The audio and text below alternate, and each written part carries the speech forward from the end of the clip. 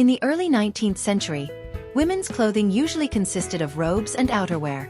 These garments were mainly made of cotton and wool, and used plain colors and designs.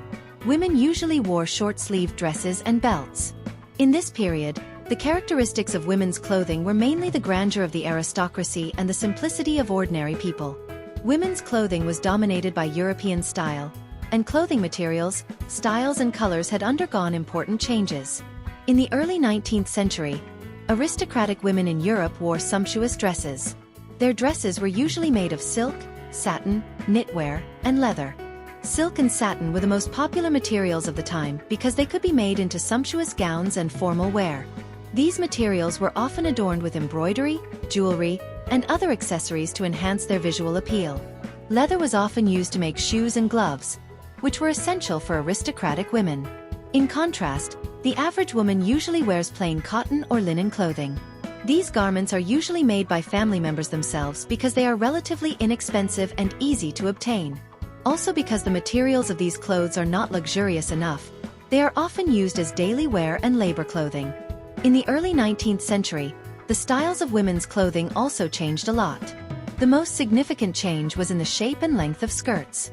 From the previous tight tops and fishtail skirts, to the current loose tops and puffy skirts. These skirts often have a lot of folds and fringes to enhance their visual effect. The invention of underwear also changed the style of women's clothing. Underwear made it easier for women to wear structural tops, which made women's clothing more fit and organized. Another important style change was that women began to wear long sleeves and turtlenecks. These clothes were considered more suitable for women because they could cover most parts of the body to maintain women's decency and morality.